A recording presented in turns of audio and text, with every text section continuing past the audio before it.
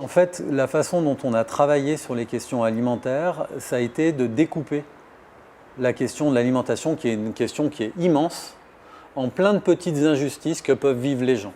Je vous donne un exemple sur les questions alimentaires. Comme injustice, il y a la question de la faim, F-A-I-M, il y a la question du non-choix, il y a la question d'une alimentation qui serait bonne pour ma santé, il y a la question d'une alimentation qui serait bonne pour l'environnement, il y a la question de comment est-ce que je mange, quelle convivialité j'ai à manger seul ou avec d'autres, et éventuellement il y a la condition de vie des paysans qui sont en capacité de produire une alimentation qui serait bonne pour notre santé et pour l'environnement. Et comment est-ce que ça s'articule les unes avec les autres? Aujourd'hui, on a un système qui, pour beaucoup de personnes, fonctionne. Il fonctionne parce qu'aujourd'hui, en France, on considère que tout le monde a accès à une alimentation et qu'il peut choisir ce qu'il a envie de manger et que les rayons des supermarchés sont approvisionnés et qu'on n'est pas en pénurie alimentaire et que finalement il y a différentes gammes de qualité, il y a différents prix et que tout le monde peut y trouver son compte. C'est une impression collective dominante qui, ça peut paraître être du bon sens et qui est très très prégnante chez les politiques en fait. En fait, ça ne correspond pas à une réalité. Aujourd'hui, c'est une illusion. Et on s'en rend compte avec tous les problèmes que ça crée derrière en termes de santé publique, tous les problèmes que ça crée au niveau écologique, tous les problèmes que ça crée au niveau de la cohésion sociale. Et ça, c'est un frein puissant. Tant qu'il n'y a pas cette prise de conscience que notre système alimentaire aujourd'hui dysfonctionne, c'est difficile d'enclencher une transition. L'enjeu de l'accessibilité alimentaire, pour moi, il est aux confins du fait que c'est un enjeu sanitaire, parce qu'on connaît aujourd'hui l'impact de l'alimentation sur la santé, les maladies cardiovasculaires, le diabète, etc. C'est un enjeu aussi sur l'environnement, parce que le système alimentaire, aujourd'hui, on sait que ça produit à peu près 20% des gaz à effet de serre. C'est un enjeu aussi agricole, parce qu'aujourd'hui, d'ailleurs, les agriculteurs, d'ailleurs, sont les premiers à être victimes à la fois des problèmes sanitaires, mais aussi, il y a une grande partie des agriculteurs qui sont eux-mêmes dans une situation de précarité. Donc et puis, enjeu économique, parce qu'il y a une fracture alimentaire et qu'il y a des personnes qui mangent bien et des autres qui mangent mal. En fait, ce que nous avons dans nos assiettes, c'est directement lié à l'organisation de l'alimentation et à l'organisation de l'agriculture autour du marché mondial. Grosso modo, Marseille, mais pas que Marseille, toutes les villes de France ont seulement 2% d'autonomie alimentaire sur leur territoire. Si on importe 98% de la nourriture sur le marché mondial pour l'amener à la population, à Marseille, à Toulon, à Aix, à Avignon, mais de partout en France. Ça veut dire que s'il y a une rupture sur les chaînes d'approvisionnement, résultat, il y a une semaine à peu près, grosso modo, une semaine à 10 jours d'approvisionnement à flux tendu dans les rayons de grande surface et de 3 semaines dans les entrepôts. Voilà. Et la population est alimentée comme ça, à flux tendu en permanence. Ce qui suppose d'avoir des chaînes d'organisation logistique industrielle. Et ça, c'est une réalité qui est très très largement méconnue, mais qui fait que c'est pour ça qu'on a les produits qu'on a dans l'assiette et dans les rayons. Et donc pour pouvoir réintroduire des produits bio locaux, ce que tout le monde veut, réclame, en termes de déclaration d'intention, tout va dans ce sens-là. En fait, le résultat est très décevant parce qu'il n'existe pas ou très peu de chaînes d'approvisionnement logistique en circuit court. En circuit court, je rappelle que ça veut dire un intermédiaire au maximum. Ce n'est pas forcément une notion de proximité, le circuit court. On pourrait avoir de la banane de Côte d'Ivoire en circuit court. Mais c'est une situation qui est totalement paradoxale, parce que près de 90%, même plus que 90% des productions de fruits et légumes sont exportées. Et plus de 90% proviennent du sud de l'Espagne, des pays de l'Est, etc. Donc ça, il y a une logique qui est totalement inversée. L'autonomie alimentaire, de toute façon, des villes en France, c'est à peu près, des grandes villes, c'est à peu près toutes les mêmes. La ville qui a la plus forte autonomie alimentaire, c'est Avignon, on est autour de 8,5%. Donc là, il y a vraiment un travail, sur le foncier agricole, puisqu'on a perdu nos terres. Et donc, il s'agit de sauvegarder, et je dirais même de sanctuariser. Et ça, la notion aujourd'hui de commun, c'est mettre en commun les terres agricoles qui restent. Faire en sorte que les friches qui existent soient réutilisées pour de l'agriculture urbaine, pour des jardins partagés, pour des micro-fermes, etc. Aujourd'hui, il y a la sauvegarde des terres, mais il y a aussi le fait que les exploitations agricoles se ferment tous les jours. C'est-à-dire que d'une part, ça, c'est pas seulement lié au foncier agricole, c'est lié au fait que la population agricole vieillit, les enfants n'ont pas forcément envie de reprendre l'exploitation. Et puis, il y a une spéculation foncière qui est énorme et qui fait que quand la seule richesse, finalement, des paysans, qui ont une retraite complètement modique, c'est de revendre leurs terres. Je crois qu'il y a 24 ou 25 fermes urbaines à Marseille. Il y a de plus en plus de gens qui s'y intéressent, qui veulent travailler sur la thématique. Je pense qu'il y a des terres, c'est aussi un enjeu de les trouver aussi, ou de les trouver ou de les acquérir ou d'avoir le droit d'y travailler ou de cultiver. Mais il y a des terres et des gens qui ont envie de faire de l'agriculture urbaine et de plus en plus. Il y a des cas de contestation à Marseille de collectifs qui veulent préserver l'usage agricole de terres ou qui veulent justement s'installer en agriculture sur des terres menacées de sortir de l'agriculture et d'être urbanisées, quoi. Qu'il y ait des projets immobiliers dessus. Et notamment le Vallon des Hautes-Douces. Il y a un collectif aussi qui s'appelle les États généraux des sols vivants. Et c'est pareil, qui s'oppose à l'urbanisation de terres et qui veulent proposer autre chose, quoi. On a créé la première zone agricole protégée. On nous a traités de fous, puisqu'en fait les terres agricoles étaient l'objet de spéculations immobilières pour bâtir du foncier, voilà. Et que là aujourd'hui, il y a une vingtaine de ZAP dans le Var. Donc il y a bien eu une prise de conscience que si on ne préserve pas les terres agricoles de la spéculation immobilière, ça veut dire que définitivement on s'approvisionne sur le marché mondial. Mais là, qu'est-ce qui se passe avec la sécheresse en Espagne? Qu'est-ce qui va se passer l'année prochaine avec les tomates, les océans de plastique de tomates en Andalousie? Est-ce que ça va arriver en hydroponique avec les problèmes d'eau qu'ils ont pour alimenter la grande surface, l'hyper qui est en dessous? Moi, je n'ai pas de réponse à ça. Je pense qu'il va y avoir une rupture.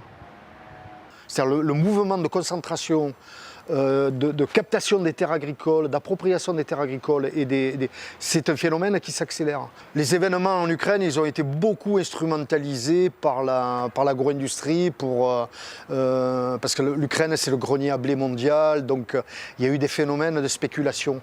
Mais à l'occasion de ça, on s'est rendu compte, il y a un problème, c'est-à-dire qu'aujourd'hui, le blé à l'échelle mondiale, c'est 4 multinationales qui sont à Chicago ou ailleurs, qui détiennent le marché du blé. Peut-être rapidement, est-ce que la paysannerie dans notre région est en crise? Oui, que ce soit économique, énergétique ou climatique. Il y a énormément de changements, donc du coup les premiers touchés, c'est nos paysans, par le manque de ressources en eau. Sur certains territoires, je pense au Haut-Var par exemple, ils sont déjà actuellement en restriction ou au nord du Vaucluse. Donc comment nos cultures vont recevoir l'eau nécessaire, ou est-ce qu'il ne faut pas changer du coup nos cultures, peut-être modifier certains légumes qui ont besoin trop d'eau, etc. Donc en fait il y a plein de thèmes différents qui sont actuellement traités par la Confédération paysanne et par diverses associations dont les AMAP aussi. Sur comment on peut faire pour aider nos paysans au mieux. Et sur une AMAP, un maraîcher a dû arrêter sa production parce qu'en été, il n'a plus la possibilité d'irriguer et donc n'a plus la possibilité de fournir la MAP. Donc on s'est reposé la question sur la solidarité, comment avoir un plaidoyer politique, comment réagir vis-à-vis de eux et comment les aider. Et après, bien sûr, ces enjeux de changement climatique, ça, ils toucheront tout le territoire, toute l'agriculture et le risque, c'est de se faire un petit peu entraîner par les sirènes de la réponse technologique. Et en fait, quand on pousse des modèles paysans, c'est en fait aussi pour éviter de tomber là-dedans et de ne pas rajouter en fait des problèmes à un enjeu agricole qui est déjà important. Voilà, on parle plus d'adaptation, on essaye d'avoir des modèles plus petits, donc plus résilients. Et ça, aujourd'hui, c'est pas forcément le discours ambiant, où on pense qu'on réglera la question du changement climatique au niveau de l'agriculture par des réponses ultra technologiques. Donc nous, c'est pas forcément le modèle qu'on porte. Le but, c'est qu'ils puissent vivre de leur activité, voilà, tout simplement, et qu'on puisse maintenir les fermes, et surtout les fermes paysannes, parce que plus tard, c'est on va avoir vraiment besoin d'elles. Sur l'alimentation, moi à la base, je pense que je me suis plus intéressé à l'agriculture parce que j'ai grandi dans le monde, je viens du monde rural et j'ai grandi dans une famille où c'était que des éleveurs laitiers ou des éleveuses aussi, un peu, mes parents, mon frère. Du coup, l'élevage laitier, c'est un domaine où il y a de gros problèmes économiques. C'est des gens qui globalement bossent 70 heures par semaine pour avoir un salaire hyper bas, voire il y a eu des années où il n'y avait pas de salaire, dans des moments de crise. Quand c'est un agriculteur, ça arrive souvent que ce soit aussi sa femme qui fait les papiers et la compta gratuitement, en fait, un travail gratuit caché. C'est un modèle assez récurrent en agriculture, et la lutte pour le statut des femmes en agriculture, les progrès ils sont récents et ils ne sont pas encore complets, les personnes qui sont paysannes et qui travaillent en circuit court, tu as ces casquettes-là et en plus tu vas vendre sur les marchés ou tu vas livrer dans les magasins puisque tu es en circuit court et qu'il n'y a pas un système logistique hyper rodé où on fait tout pour toi.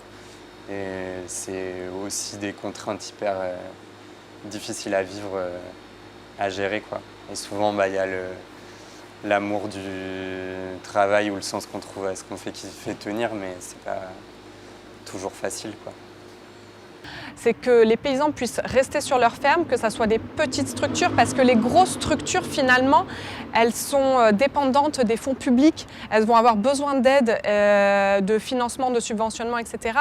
Alors que finalement, et elles vont avoir besoin du coup d'avoir des structures, des machines qui sont énergivores, que ce soit en termes de consommation d'énergie, en termes de personnel aussi.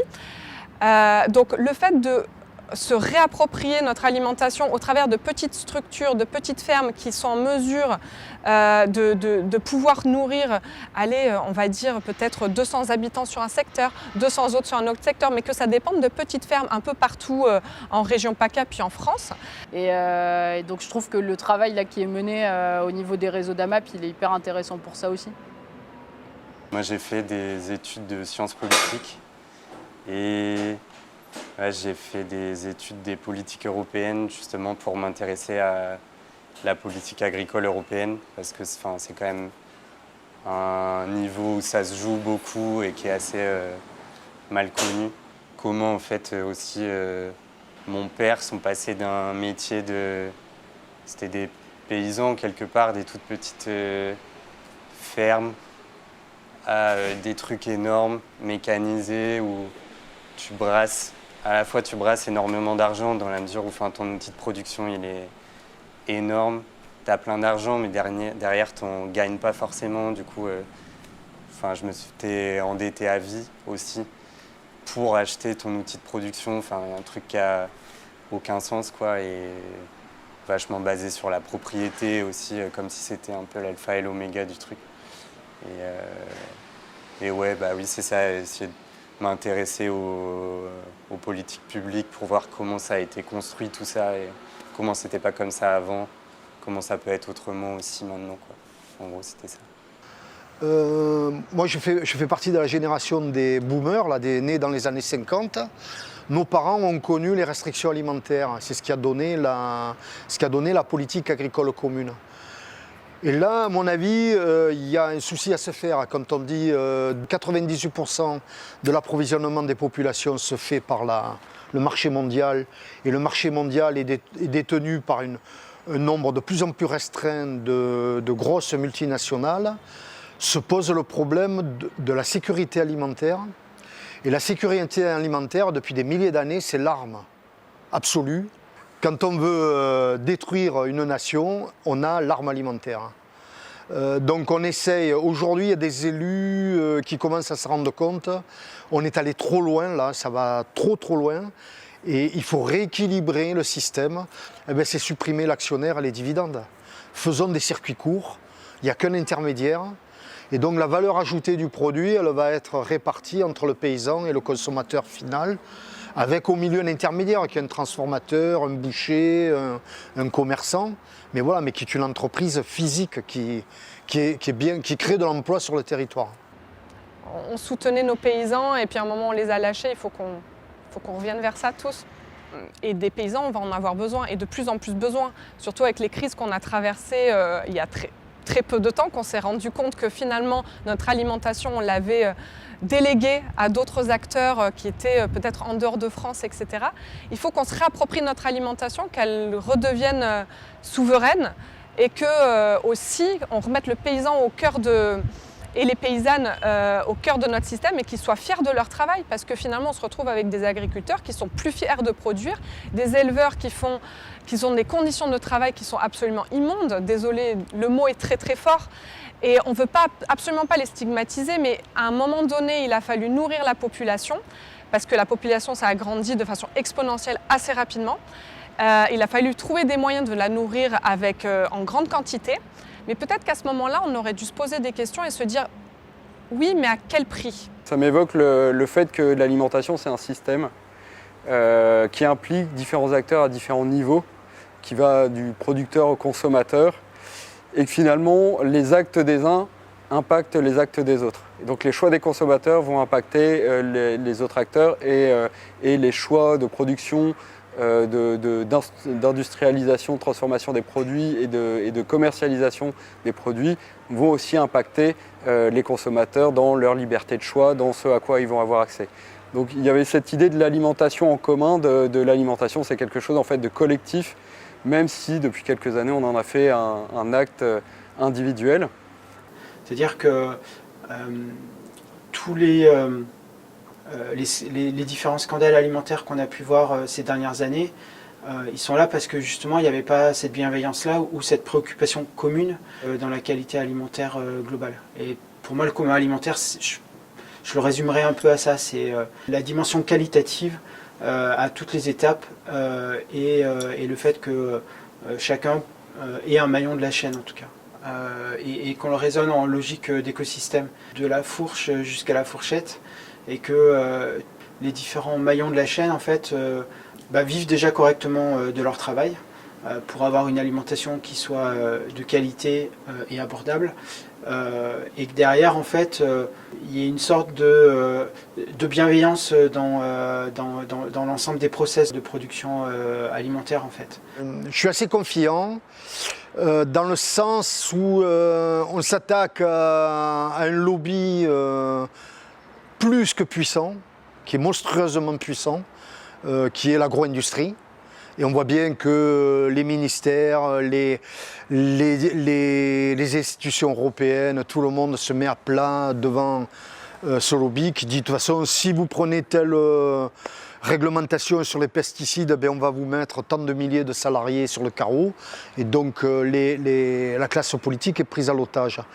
Mais la situation de l'insécurité alimentaire va se poser de plus en plus. Et la seule solution, c'est l'autonomie alimentaire.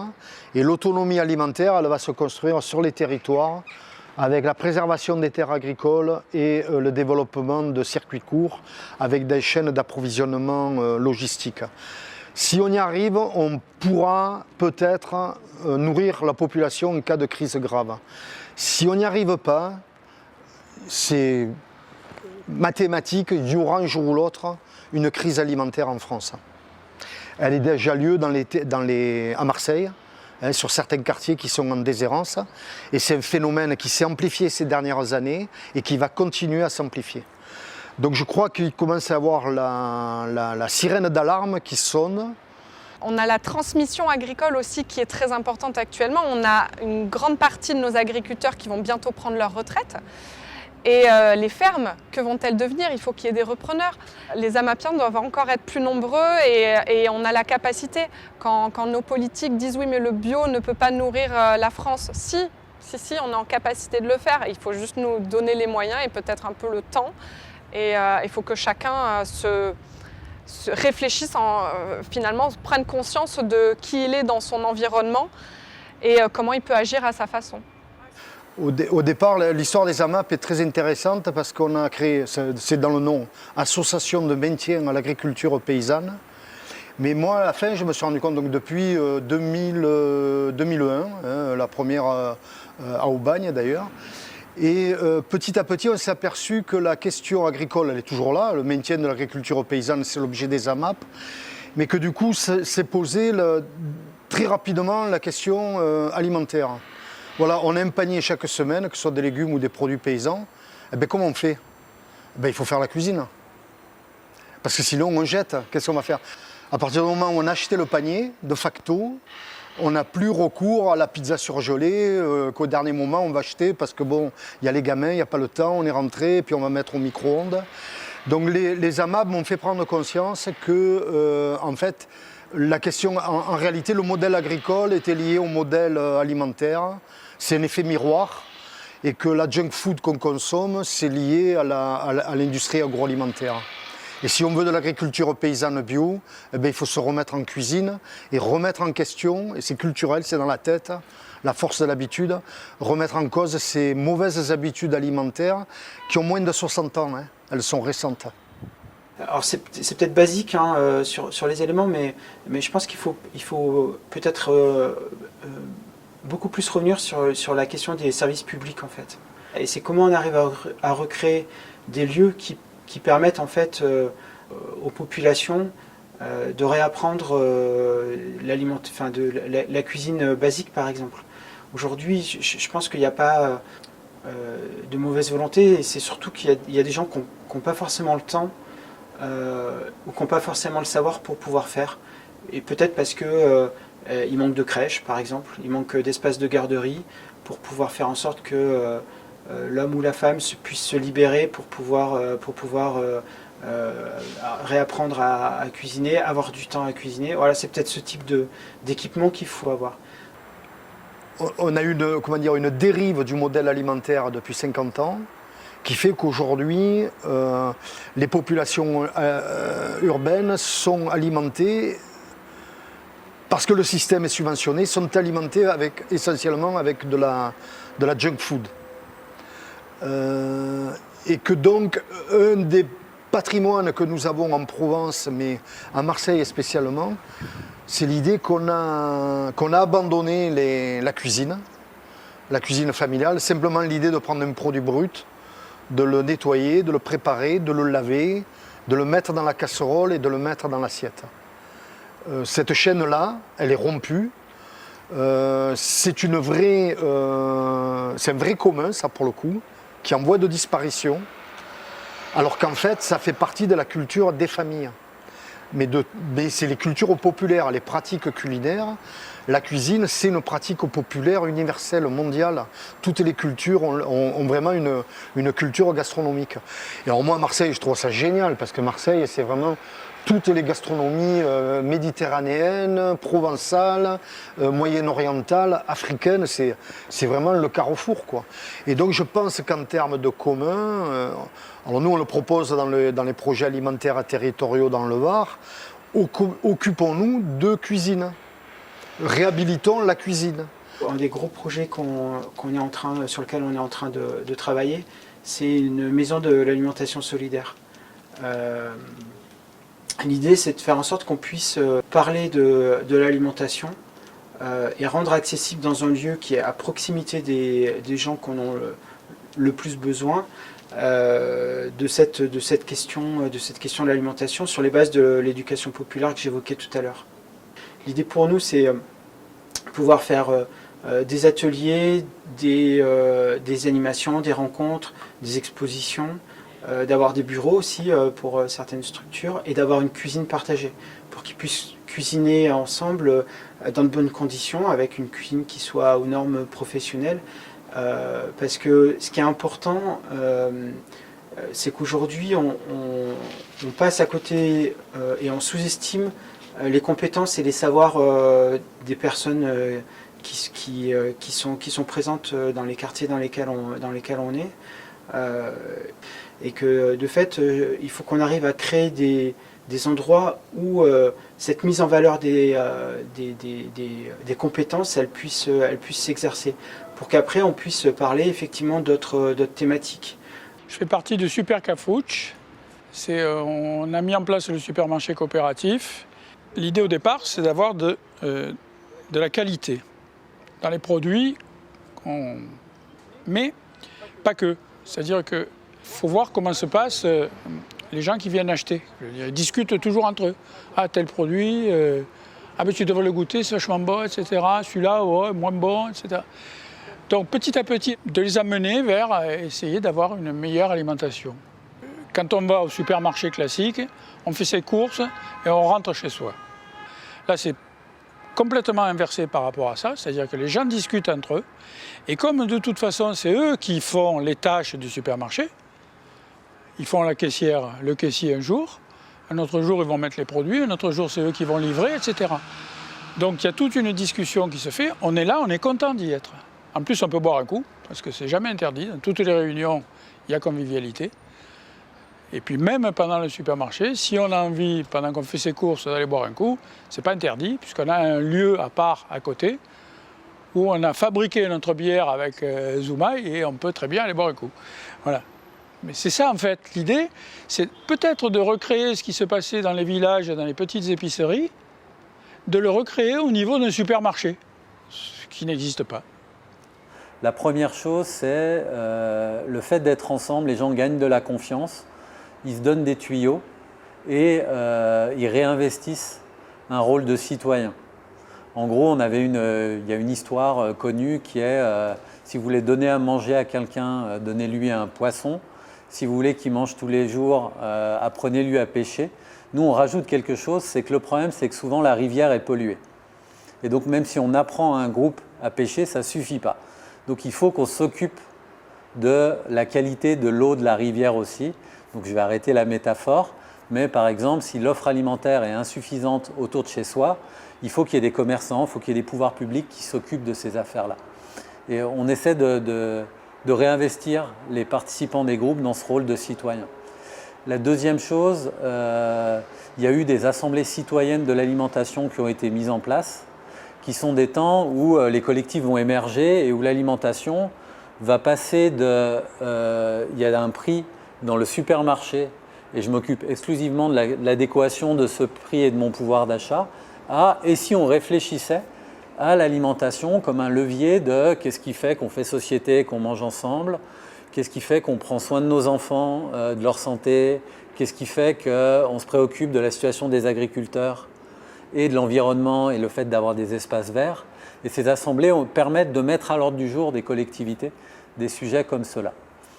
Et il y a des histoires aussi de mobilité, c'est-à-dire dans la Drôme, qui est un département très rural, les anciens qui ne peuvent plus se déplacer ou qui se déplacent avec difficulté ont un vrai souci d'accès à l'alimentation de leur choix ou à une alimentation de qualité, là où potentiellement travailler sur la mobilité leur permettrait d'accéder à un petit marché en proximité, voire de faire passer un camion de boucherie une fois par mois ou d'un boulanger paysan ou d'autres choses comme ça.